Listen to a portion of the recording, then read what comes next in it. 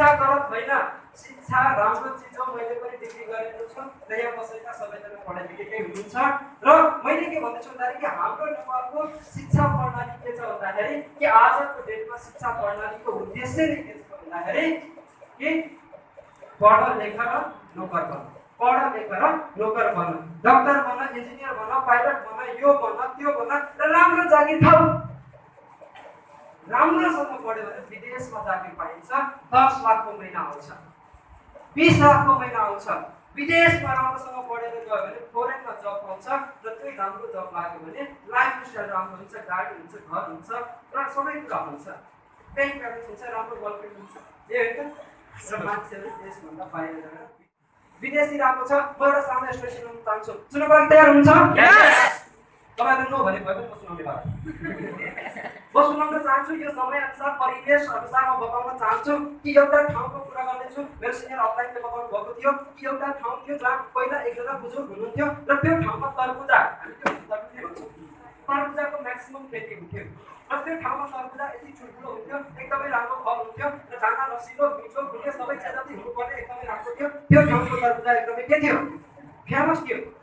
र त्यो जो बुजुर्ग हुनुहुन्थ्यो उहाँले के गर्थे, तरबुजा फलिसकेपछि के गर्थे त भन्दाखेरि यी सबै गाउँको बच्चाहरूलाई बोलाउँथ्यो र हुन्थ्यो एकदमै राम्रो हुन्थ्यो र गाउँभरिको बच्चालाई बोलाएर चाहिँ के फ्री अफ कस्टमा के गर्छ, तरबुजा खुवाउँथ्यो। फ्री अफ कस्टमा केमा, फ्री अफ कस्टमा तरबुजा खुवाउँथ्यो र त्यो तरबुजा खाइसकेपछि जुन त्यहाँ तरबुजाको बिउहरू हुन्थ्यो सबै त्यो काम बस्थ्यो, गाउँकै बस्थ्यो। ठिक छ। अर्को वर्ष फेरि तरबुज लगाइन्थ्यो र तरबुज लगाउँदाखेरि त्यो तरबुजमा क्वालिटीमा कुनै कम हुँदैन थियो, फल के हुन्थ्यो, राम्रो हुन्थ्यो र फेरि त्यस्तै साइजको तरबुजहरू हुन्थ्यो। क्लियर छ?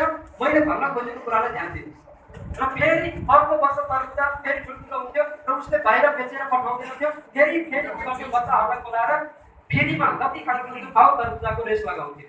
मान्छे खान्थ्यो, तरबुजा खान्थ्यो, बिउ त त्यही रहन्थ्यो। त्यही रहने भएको कारणले गर्दाखेरि फेरि अर्को वर्ष के हुन्छ, तरबुजा राम्रो ठुल्ठुलो हुन्छ र केही समयपछि उसको के भयो, यसको कारणले गर्दाखेरि उहाँ बित्नुभयो र बितिसकेपछि उहाँसँगै पढेको साथी, उहाँको साथी धेरै बाहिर फेरिमा कति खान्थ्यो भाउ तरबुजाको रेस लगाउँथ्यो। मान्छे खान्थ्यो, तरबुजा खान्थ्यो, बिउ त त्यही रहन्थ्यो।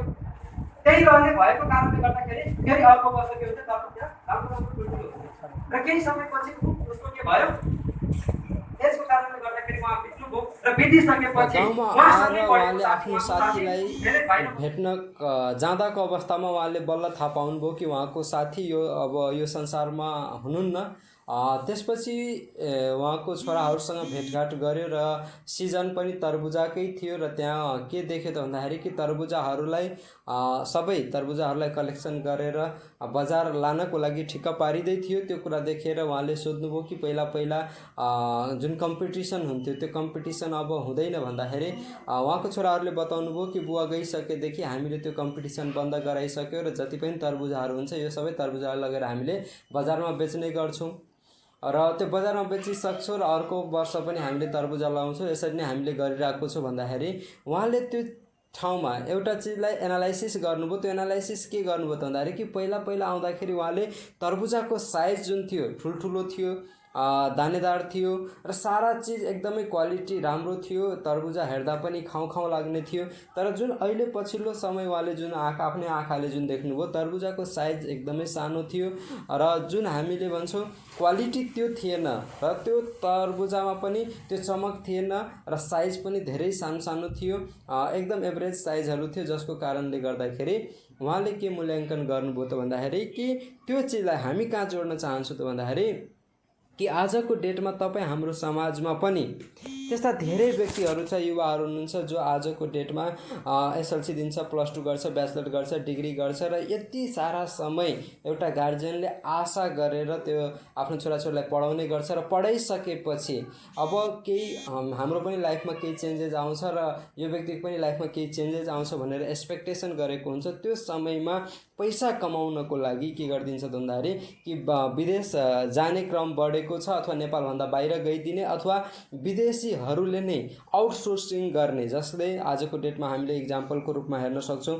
कुनै हाम्रो देशमा कुनै एउटा इनोभेसन कुनै पनि व्यक्तिले एउटा इनोभेसन यो ठाउँमा गर्यो भने उसलाई तुरुन्तै एउटा प्याकेज दिएर उसलाई एउटा भिजा दिएर उसलाई बोलाउने गर्छ र आउटसोर्सिङ गर्ने गर्छ र ट्यालेन्टहरूलाई बाहिर लग्ने गरिन्छ।